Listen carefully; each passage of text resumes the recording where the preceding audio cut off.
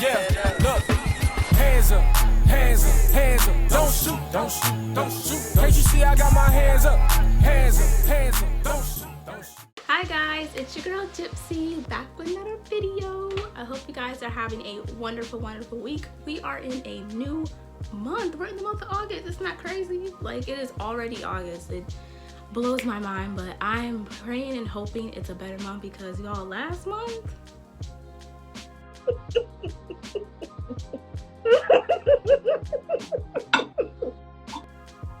it was something else, I can tell you that. So I hope you guys have a better month. If July was rough for you, or if it was great, I hope it just gets better. You know what I'm saying? Like, we gotta go up, okay? So this video, we're gonna get into my picks for August. I love telling you guys what I'm looking forward to each month.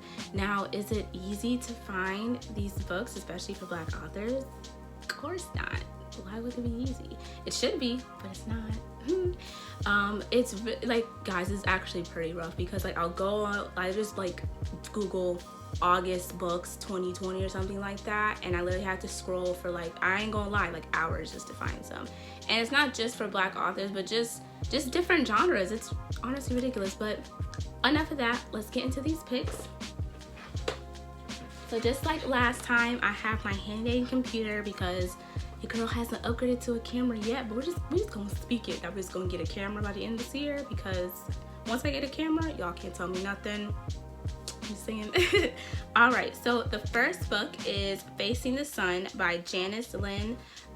Is it Mather or Mather? I believe she is Bahamian as well. Don't quote me on that, but one of the book scammers I follow, Baha Race, I think she says she's Bahamian, and she's from the Bahamas as well, so I think so. But just let's get into the synopsis. Change is coming to Pender Street. Eve is the rock in her family of 7, the one they always depend on.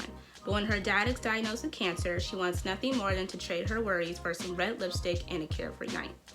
Faith is the dancer all the boys want, but she only has eyes for the one she can't have. Only thing is, all the flirting in the world can't distract her from her broken home life or the secrets that she hides. Kiki is the poet who won't follow the rules, not even to please her estranged father. But after a horrible betrayal, she'll have to choose between being right and losing everyone she loves. Nia is the prisoner longing to escape her overprotective mother. A summer art program might be her ticket to freedom, yet it comes with a terrible price, and the risk may not be worth the reward. Ready or not, it's time for these 4 friends to face the sun. Y'all, as soon as I read this, I said, oh, this is the first time I'm reading. Like, and I can't wait because it comes out August 4th.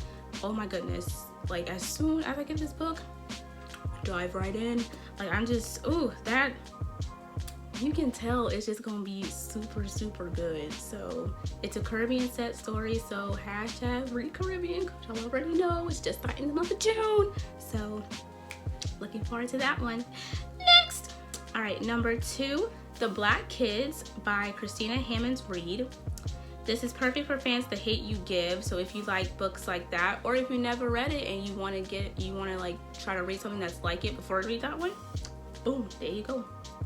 This is set in Los Angeles, 1992. And if you know your history, you probably can, already infer what it's about.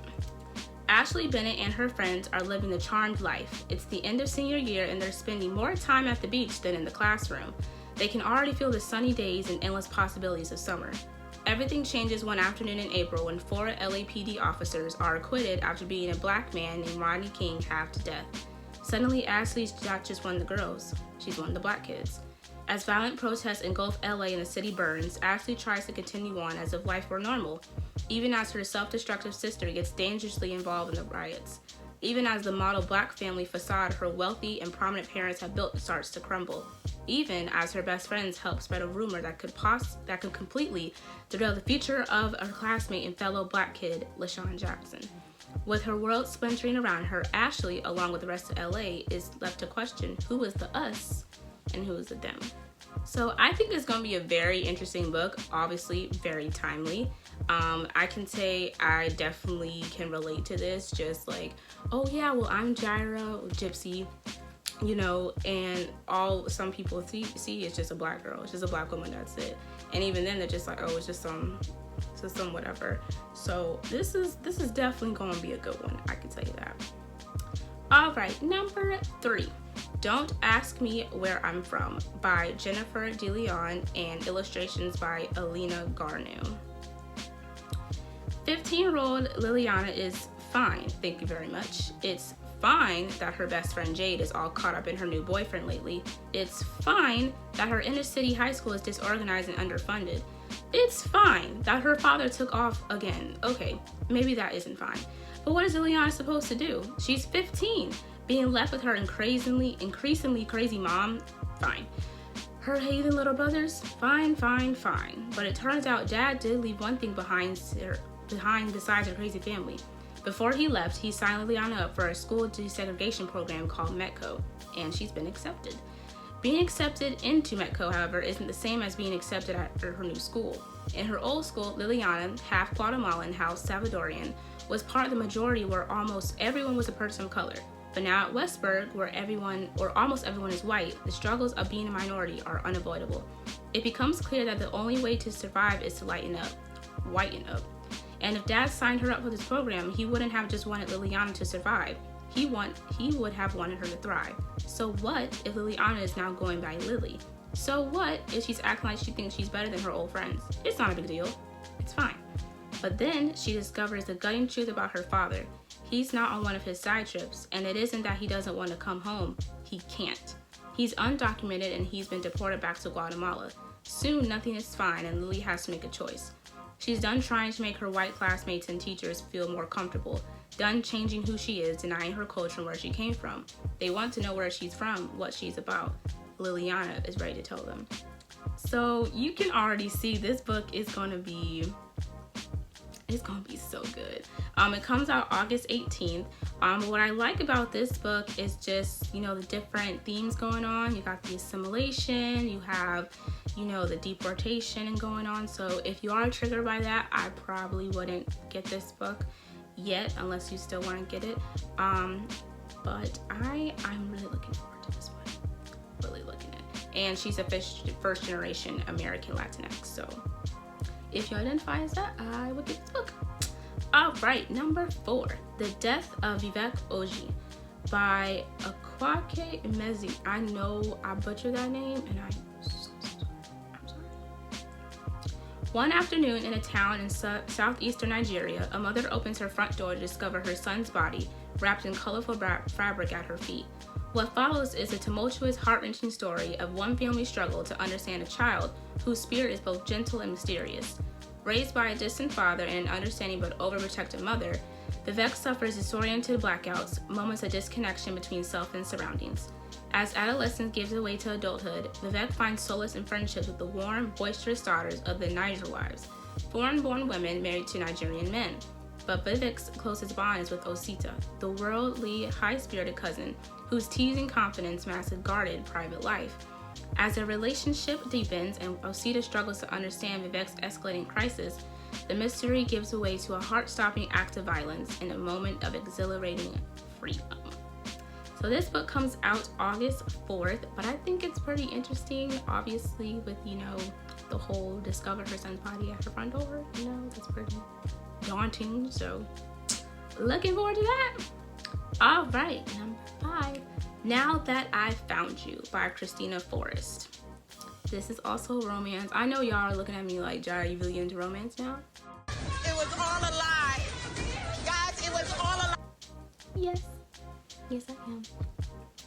Following in the footsteps of her uber-famous grandma, 18-year-old Evie Jones is poised to be Hollywood's next big star. That is until a close friend's betrayal leads her to being blacklisted.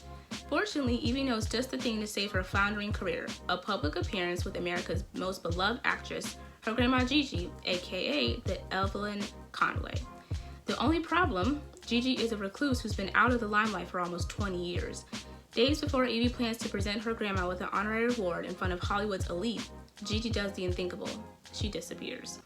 With the time running out and her comeback on the line, Evie reluctantly enlists the help of the last person to see Gigi before she vanished. Milo Williams, a cute musician Evie isn't sure she can trust. As Evie and Milo conduct a wild manhunt across New York City, romance and adventure abound, while Evie makes some surprising discoveries about her grandma and herself. So I wanted to read this one because I'm pretty close with my grandma. I mean, I was close with my other grandma, but she unfortunately passed away. But the one that is left here still on earth, I'm very close to her. So I just thought about if I was in these shoes, I'd be like, oh my God, who can I trust? Because like I'm a type of person, especially my family. If you have even one inkling that I think I can't really trust you, you're done. So I get what she means, but I think it's kind of cute little story or something, you know, something light, you know, because everything else we've been reading has been pretty heavy, so I need a little light in there, you know. All right, number 6, Lobizona. This is number 1 of Rules of No World series. It is by Romina Garber. And it says to Romina Garber and Romina Russell. I don't know if that's the same person and she like changed her last name, but I'm not sure. And this book comes out August 4th. Some people are illegal. Lobizonas do not exist. Both of these statements are false. Manuela Azul has been crammed to an existence that feels too small for her. As an undocumented immigrant who's on the run from her father's Argentine crime family, Manu is confined to a small apartment in a small life in Miami, Florida. Florida in the building? Until Manu's protective bubble is shattered. Her surrogate grandmother is attacked, lifelong lies are exposed, and her mother is arrested by ICE. Without a home, without answers, and finally without shackles, Manu investigates the only clue she has about her past, a mysterious Z emblem, which leads her to a secret world buried within our own.